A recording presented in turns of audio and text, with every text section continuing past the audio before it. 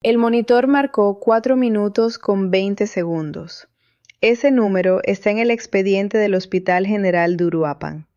Lo he leído tantas veces que ya no necesito el papel para recordarlo. 4 minutos con 20 segundos. Mi hijo. Mi Mateo. 8 años. Hay cosas que una madre no debería tener que saber. Y hay cosas que una vez que las sabes, ya no puedes comportarte como si no las supieras. Esto es una de esas cosas, y hoy te la voy a contar toda. Soy maestra de primaria, o lo era, antes de que todo esto pasara.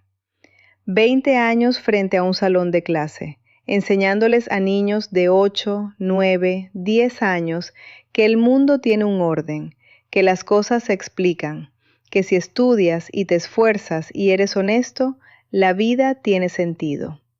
Eso les enseñaba, eso creía. El día que mi hijo murió era un jueves de enero, un jueves ordinario.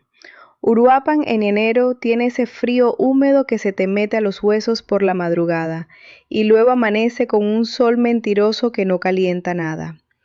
Mateo se había despertado con fiebre desde la noche anterior. No era la primera vez. Los niños tienen fiebres. Yo le di paracetamol, lo arropé, le puse un trapo frío en la frente. Le dije lo que le dices a un hijo cuando tiene fiebre, que ya se le va a pasar, que mañana va a estar mejor, que descanse. No se le pasó. Para las 10 de la mañana, la fiebre había subido a casi 40 grados y el paracetamol no la bajaba. Para las 11, Mateo no podía sostener la cabeza. Lo cargué al carro. Mi mamá se quedó con mis otros 2 hijos. Manejé al Hospital General sin soltar el volante. Recuerdo el semáforo en la avenida Lázaro Cárdenas, que se puso rojo, y yo me detuve. Y Mateo iba en el asiento trasero enrollado en una cobija azul que le regalaron sus abuelos cuando nació. Y yo pensé, es una fiebre, es solo una fiebre. En el hospital se la bajan y en 2 días está en la escuela. Ese fue el último pensamiento ordinario que tuve. En urgencias lo registraron rápido. Le pusieron suero. Una enfermera joven, de las que todavía tienen prisa porque todavía les importa, me preguntó cuánto tiempo llevaba con fiebre y anotó todo en una hoja. Había otras 3 personas en esa sala esa mañana que pueden confirmar lo que pasó después. El médico de guardia, esa enfermera y el técnico que operaba el monitor. 3 personas que saben exactamente lo que vieron. Yo no soy la única que estuvo ahí. La convulsión empezó sin aviso. Mateo estaba acostado, yo le tenía la mano, y de pronto su cuerpo entero se tensó, como si algo lo jalara desde adentro. Duró segundos que se sintieron como minutos, y luego paró. Paró de una forma que no se parece a nada que yo haya visto antes. No fue que se calmara, fue que se apagó, como cuando alguien apaga un interruptor. Su cuerpo quedó completamente quieto y el monitor empezó a sonar de una manera que yo no había escuchado nunca, pero que entendí de inmediato. Ese sonido plano, continuo, que no sube ni baja. Ese sonido que significa que ya no hay nada que medir. Me sacaron de la sala. Yo no me quería ir. Le estaba gritando a alguien, no recuerdo a quién, que ese era mi hijo, que tenía 8 años, que él no podía morirse de una fiebre. El médico de guardia me dijo, señora, déjenos trabajar, y me sacaron. Me quedé en el pasillo. El piso era de loseta blanca con manchas grises. Las luces de arriba zumbaban. Recuerdo ese zumbido. Recuerdo que había una silla de plástico naranja contra la pared y que no me pude sentar. Me quedé parada con la espalda contra la pared fría y escuché el silencio de adentro de esa sala. 4 minutos con 20 segundos. Yo no lo supe en ese momento, lo supe después, cuando leí el expediente. En ese pasillo yo no sabía nada, solo sabía que mi hijo estaba del otro lado de esa puerta y que el mundo se había detenido. Cuando el médico salió y me dijo que habían logrado reanimarlo, que había respondido al desfibrilador en el segundo intento, que estaba estable, yo no sentí alivio. O sí lo sentí, pero debajo del alivio había otra cosa, una cosa que no tenía nombre todavía. Esa cosa tiene nombre ahora. La primera palabra que dijo Mateo cuando volvió en sí fue mamá. Claro, siempre la primera palabra es mamá. Pero la segunda cosa que dijo no era la de un niño de 8 años que acaba de despertar en una cama de hospital con cables pegados en el pecho. Me miró directo a los ojos y me dijo, Él me dijo que te lo dijera a ti. Eso fue lo primero. Y a partir de ahí, todo lo que yo creía que era el mundo empezó a cambiar de forma. Esa tarde, cuando los médicos lo dejaron descansar y yo me quedé sentada junto a su cama, Mateo me empezó a contar. No de golpe, poco a poco, con la calma de alguien que tiene todo el tiempo del mundo, que es exactamente lo contrario de lo que uno esperaría de un niño que acababa de estar muerto. Lo primero que me dijo fue que allá no había ruido. Así lo dijo, allá no había ruido. Y yo al principio pensé que estaba hablando de sonido, que el otro lado era silencioso. Pero Mateo fue más específico. Me dijo que en México todo el tiempo hay ruido, que la televisión de la abuela siempre está prendida con noticias, que en el mercado la gente discute, que en la calle los carros tocan el claxon, que en la escuela los niños se pelean, y que allá no había nada de eso. No había gente peleando, no había nadie gritándole a nadie. Un niño de 8 años de Uruapan, Michoacán, no debería saber que eso tiene un nombre, que eso que describía era la ausencia de conflicto político, que eso era precisamente lo que México ha tenido desde hace décadas, de forma constante e irreversible. Un niño de tercero de primaria no tiene categorías para eso. Ese lenguaje no viene de la escuela ni de la televisión de la abuela. Ese lenguaje viene de otro lado. Yo soy maestra. Mi trabajo es escuchar cómo hablan los niños y entender desde dónde está hablando cada uno.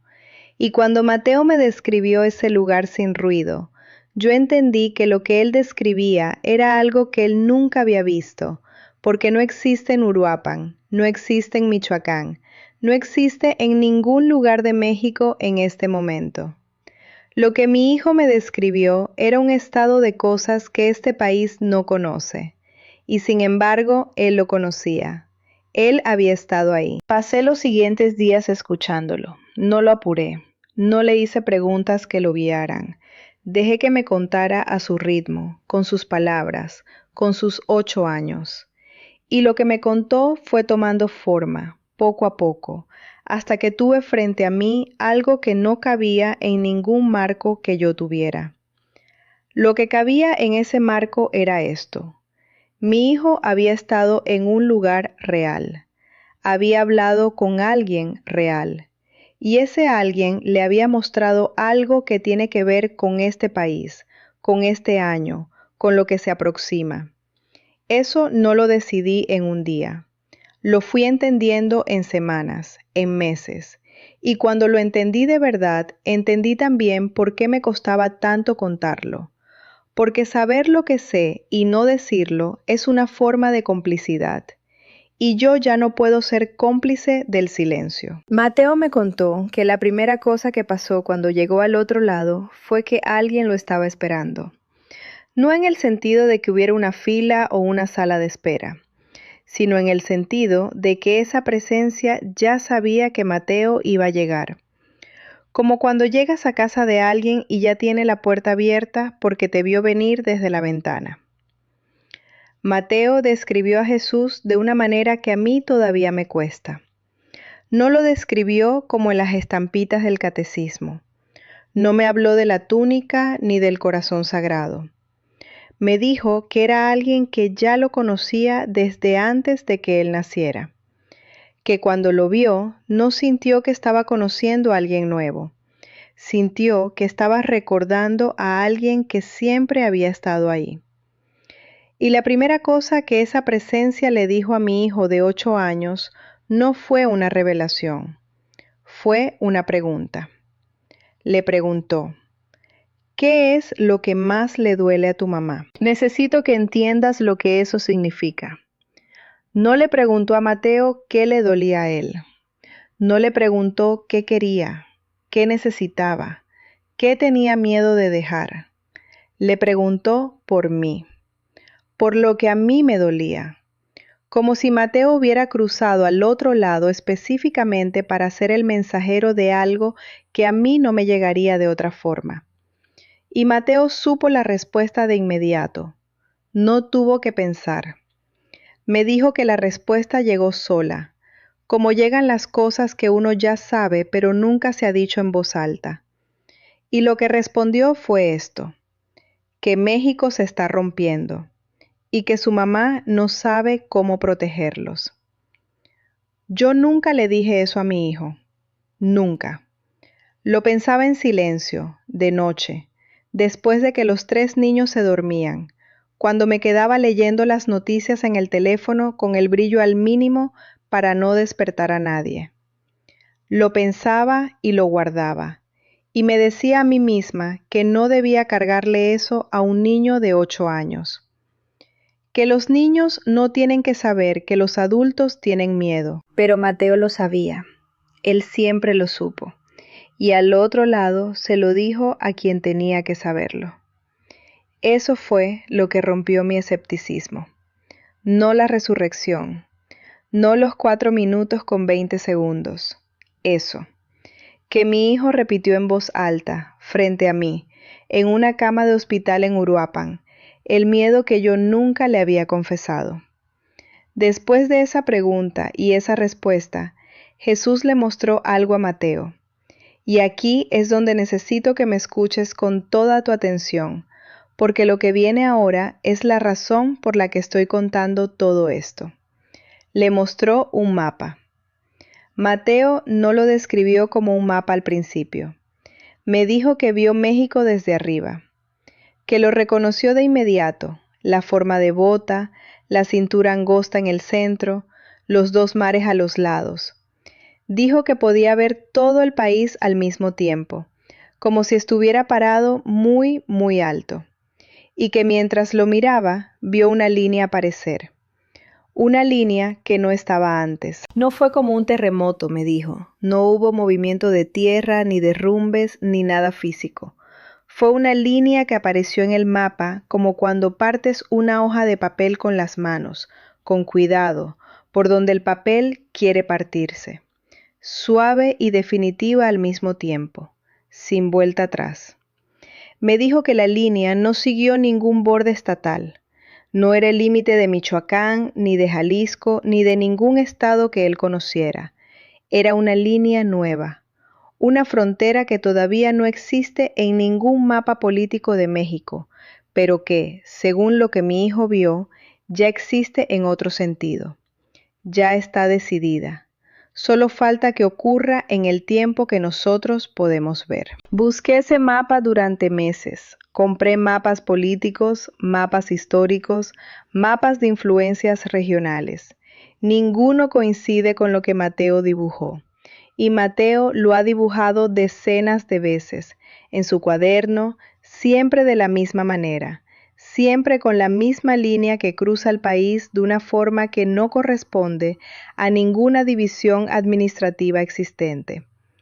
Me dijo algo más sobre ese mapa. Me dijo que vio 2 colores. No supo decirme exactamente cuáles estados quedaban de cada lado, pero me dijo que un lado se veía más oscuro y el otro más claro, y que la diferencia no era geográfica. Era una diferencia de lo que la gente había elegido creer y en qué había decidido poner su confianza. Un niño de 8 años de Uruapan no tiene el vocabulario para decir eso en esos términos. Me lo dijo con sus palabras. Un lado le creía a unos y el otro lado le creía a otros, y cada lado estaba tan seguro de que tenía razón que ya no podía escuchar al otro. Y en algún punto de este año me dijo, esa diferencia iba a hacerse tan grande que ya no iba a caber en un solo país. Eso es lo que mi hijo vio. Eso es lo que Jesús le mostró. Y cuando Mateo terminó de describirme el mapa, le pregunté lo único que una madre puede preguntar en ese momento. ¿Y por qué te mostró eso a ti? Mateo me miró con esa calma que trajo del otro lado y que todavía me desconcierta, y me dijo, porque él sabía que yo te lo iba a contar a ti, y que tú lo ibas a decir. Quiero que te quedes con eso un momento. No sigas todavía. Mi hijo de 8 años fue elegido como mensajero, no porque fuera especial en el sentido que uno se imagina, sino porque tenía su madre, porque su madre era maestra, porque su madre tenía voz y el hábito de enseñar, porque la cadena desde la visión hasta quien necesitaba escucharla pasaba por un niño de Uruapan y su mamá maestra que llevaba meses leyendo las noticias con el brillo del teléfono al mínimo, muerta de miedo en silencio. Esa cadena llega hasta aquí, hasta ti. No te digo eso para hacerlo sonar dramático. Te lo digo porque es lo que entendí cuando Mateo me terminó de contar, que esto no era para mí sola, que yo era parte del camino, no el destino. Lo que Jesús le explicó a Mateo sobre esa línea en el mapa tampoco fue una sentencia. No me lo contó como una catástrofe inevitable y sin salida. Me lo contó como quien te explica por qué pasa algo, para que no te sorprenda y para que puedas elegir cómo estar cuando llegue. Mateo me dijo que Jesús le explicó que esa fractura no iba a llegar de repente, que venía construyéndose desde hacía mucho tiempo, que México había estado eligiendo, año tras año, poner el ruido por encima de la verdad, el escándalo por encima de la conversación, el miedo por encima de la reconciliación, y que en algún punto de este año, esas elecciones acumuladas iban a llegar a un momento en que ya no se pudieran diferir. Un momento en que el país iba a tener que decidir de verdad, por primera vez de verdad, en qué creía y a quién le tenía confianza, y que esa decisión iba a doler. Mateo me lo dijo así, va a doler mucho, mamá. Pero dijo que al otro lado del dolor había algo que ningún mexicano vivo había visto todavía, algo que requería primero que la fractura ocurriera. Como cuando tienes una herida vieja que nunca cicatrizó bien, porque nunca se limpió de verdad. Y el médico te dice que para que sane hay que abrirla primero. Yo soy maestra, no médica, pero entendí esa imagen de inmediato, y me dolió entenderla. Porque entenderla significaba aceptar que lo que viene no es un accidente, sino una consecuencia, y que las consecuencias tienen sentido aunque duelan. Lo último que Jesús le dijo a Mateo antes de mandarlo de regreso fue lo que más me ha costado cargar. No fue una advertencia general, fue personal, fue para mí.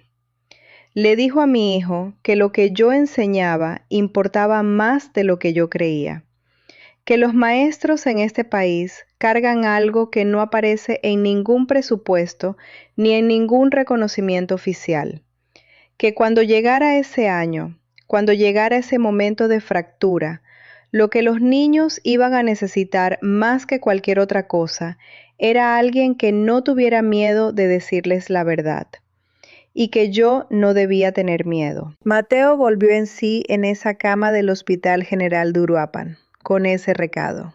8 años. La huella del desfibrilador todavía fresca en el pecho. Y me dijo, con esa calma que ya no lo ha abandonado desde entonces, mamá, él me dijo que te dijera que no tengas miedo. Llevo más de un año cargando eso. No ha sido fácil. No me malentiendas.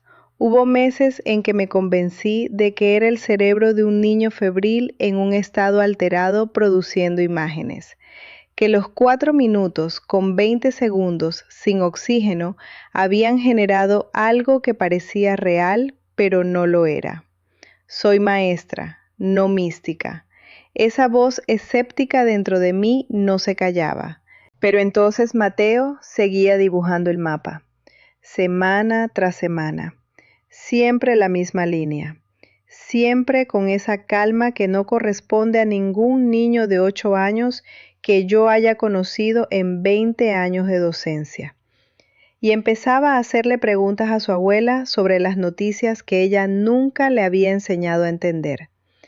Preguntas específicas, preguntas que yo misma no me había hecho en voz alta. La escéptica en mí no tenía respuesta para eso. Y llegó diciembre del año pasado, y tuve un sueño. Mateo estaba frente a mí, no de 8 años, sino de alguna edad que no podía precisar, y me decía con esa misma calma, ya es tiempo, mamá, ya es tiempo.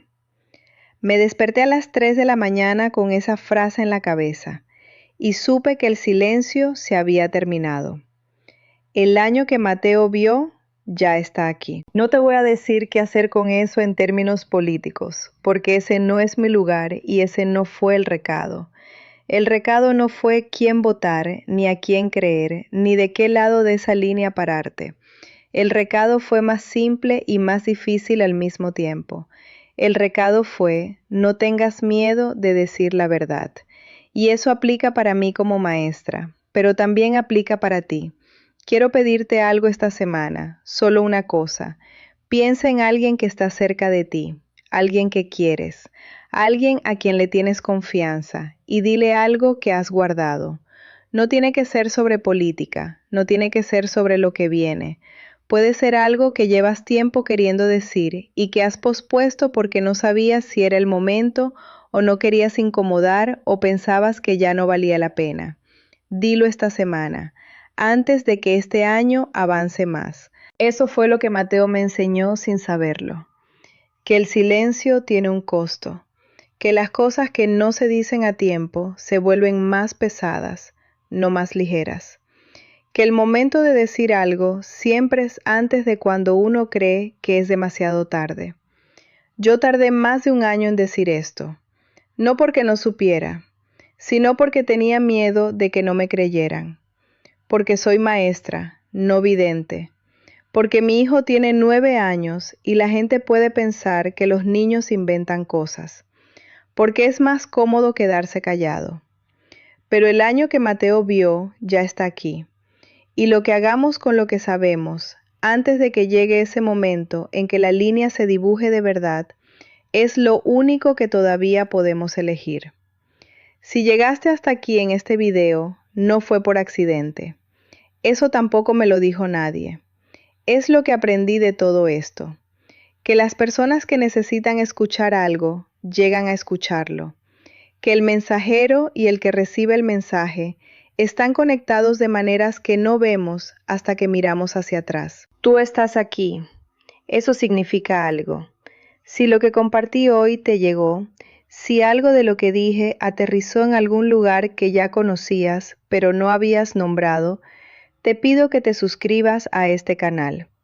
No porque necesite números, sino porque hay más testimonios como el de Mateo.